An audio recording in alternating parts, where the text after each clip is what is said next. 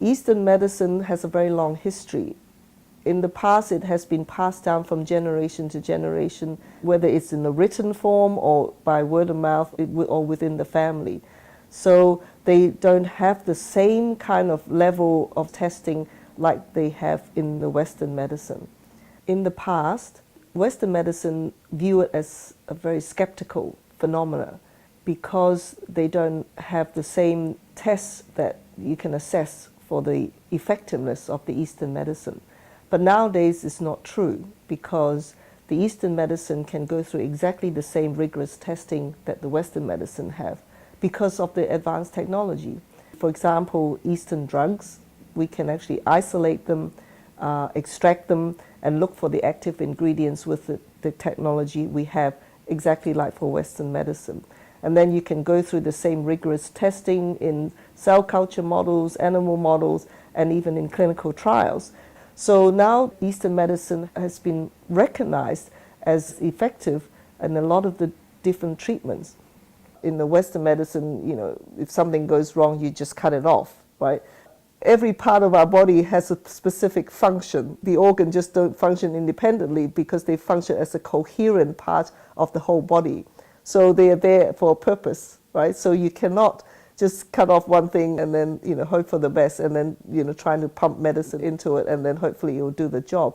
It doesn't work that way because everything is integrated. The Eastern approach is that they would always treat the body as a whole. And they also believe in that the body actually have a lot of self-healing power, which is actually very true because we have a very good immune system. We are able to heal ourselves. And that doesn't mean that the Western medicine is useless because Western medicine, because of its advanced treatment, the diagnosis, the technology is so good.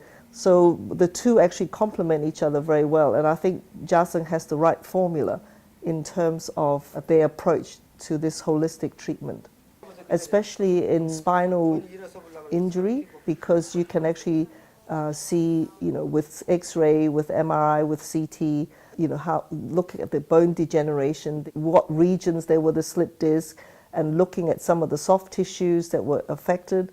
So that actually helps the diagnosis much better.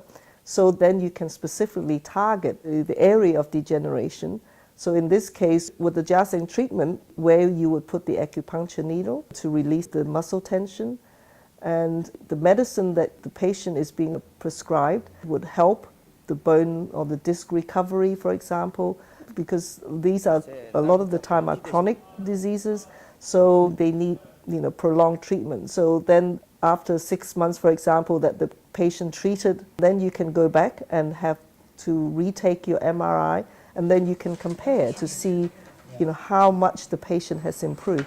So there's no reason why Eastern and Western medicine could not complement each other and work together in giving the best treatment to the patient. And I think this is the way the future is heading.